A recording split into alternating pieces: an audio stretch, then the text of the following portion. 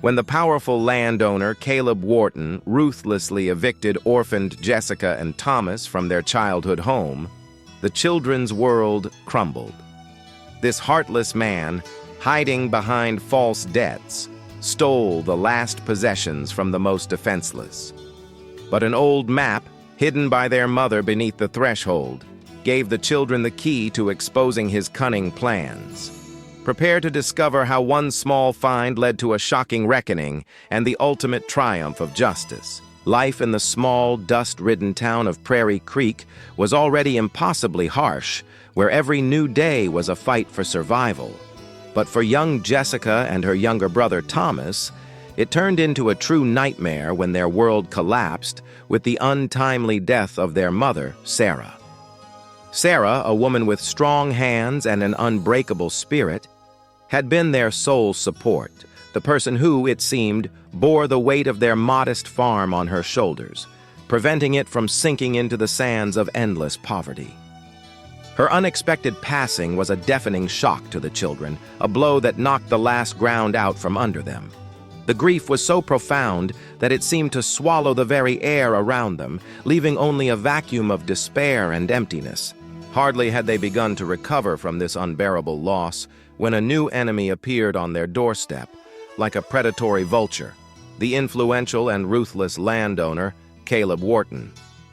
He was a tall, broad-shouldered man, inspiring fear with his very presence. His eyes, cold and piercing, seemed to see nothing but potential profit and land he could claim. He wasted no time on condolences or empty words. "Your mother owed me for the land, children," he said, his voice surprisingly smooth. Yet underneath this false politeness lay an undisguised threat that made their blood run cold. "Now it's all mine, and you must leave the house by sunset." 16-year-old Jessica, despite her tender age, felt the full weight of responsibility for 8-year-old Thomas, who trembled with fear, clutching her hand tightly. She knew that their mother, Sarah, was an incredibly honest and prudent woman. Sarah would never have taken on debts that could jeopardize their home. It wasn't her habit. She always lived within her means.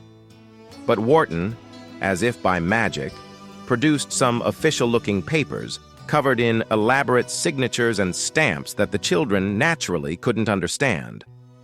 These documents were merely a meaningless collection of symbols to them, yet their significance was more than obvious. Wharton, without even letting them gather their meager belongings, mercilessly evicted them from their home, stripping them of everything they had ever known and owned. Watching Caleb Wharton coldly lock the door to their own, now alien, home, Jessica and Thomas felt an unbearable shock that pierced them to the bone. It wasn't just the shock of losing their beloved mother, but the realization of how easily and cynically they had been deprived of their last refuge, the only place they could call their own. The world they knew crumbled overnight, leaving them utterly bewildered and hopeless, cast adrift in this merciless and vast Wild West. The setting sun painted the sky in crimson hues, as if foreshadowing the trials to come, and their shadows, long and distorted, seemed to symbolize their own loneliness and despair. Jessica and Thomas found themselves on the streets, under the indifferent, boundless sky of the Wild West, penniless and homeless. The townspeople, though they whispered about Caleb Wharton's cruelty and dishonest methods, were too afraid to cross him. His influence and ruthlessness kept everyone in fear, and no one dared openly protest or offer help to the orphaned children. The thought of 2 lost souls, cast out of their own home, evoked deep compassion from the few kind but intimidated hearts in Prairie Creek. But these feelings remained internal, never turning into real support. The only person who offered them a hand was old Uncle Joe. He was a former prospector, stooped by years of hard labor, who lived in a decrepit shack on the outskirts of town. His offer was humble, but for the children, it became their only sanctuary in this brutal world. They huddled there, trying to adjust to their new, hopeless reality, where each day was filled with sorrow and uncertainty. Their former home, now locked by Wharton, seemed like an unattainable mirage from a past, happier life. One day, as Thomas, trying to distract himself from the oppressive gloom, played near an abandoned shanty on the edge of their former land, he noticed something strange. The house had been deserted for a long time, but beneath an old, rotten floorboard right at the threshold, untouched for years, something gleamed in the setting sun. It was a barely perceptible glint of metal. Driven by childish curiosity, Thomas painstakingly lifted the heavy board. Beneath it, he discovered a small, weathered box, almost completely hidden by the earth. Jessica, seeing her brother's find, felt something long forgotten awaken within her. Inside the box, among faded trinkets and a couple of old buttons, lay a folded, worn map. Her heart leaped. The map was marked with their deceased mother's familiar handwriting. It was a schematic map of their farm, but it had strange, unfamiliar markings, crosses, dotted lines, and in one place, a small but clear symbol resembling an old, now abandoned, well. Beneath the map lay a letter folded several times. The handwriting was also their mother's, but the words seemed to have been written in haste, as if she had sensed something ominous. "My children," the letter began, "I knew he would come for you. I hid it here. This map is the key. It will show you the way. Protect what is ours. Trust only the truth." Compassion for their deceased mother, who had seemingly foreseen this trouble and tried to protect them even after her death, mingled with a growing, almost tangible intrigue. What did this map mean? What were they to find? And who was he that their mother mentioned? This discovery, like a faint light in the utter darkness, lit a tiny spark of hope in the hearts of the orphaned children, giving them a new, previously unknown purpose. The deeper Jessica delved into the meaning of the old map, the stronger and fiercer her anger grew. It seemed every line on the worn paper, every symbol, was steeped in the injustice they had endured. The map pointed to an old, dilapidated well located in the most secluded part of their former farm, unused for decades. Next to it was a clear cross, an unmistakable sign of a hiding place. Despite the chilling fear of being caught by Caleb Wharton, who might be lurking nearby, Jessica knew they had no other choice. Determination drove her forward.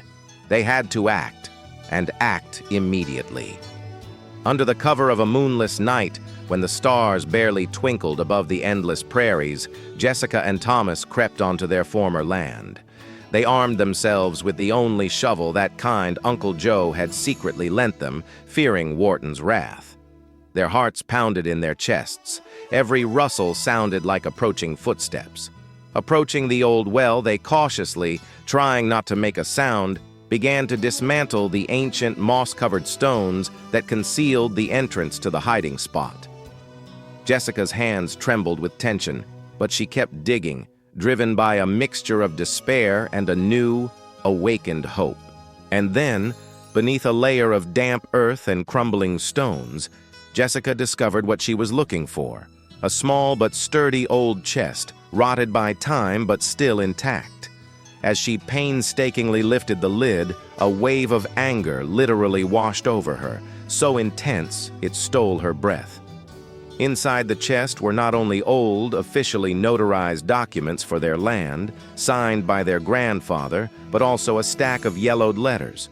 These letters were from her mother, Sarah, addressed to a lawyer in the next town, and they revealed the horrifying truth. It turned out that Caleb Wharton hadn't just suddenly decided to claim their farm. He had been hunting this land for years because he knew or suspected that rich deposits of precious minerals were hidden beneath it. He had methodically forged their mother's signature on a false promissory note and patiently waited for the opportune moment, the moment of their vulnerability after Sarah's death. Jessica's anger reached its peak, transforming her previous self-pity into steely, unyielding resolve. She realized that Wharton hadn't just driven them from their home. He was trying to steal their inheritance, knowing that the children, lacking support and understanding, would be unable to prove anything. Now she saw his true, vile, predatory face, and she knew she had to act. Revenge, cold and calculating, became her sole driving motive.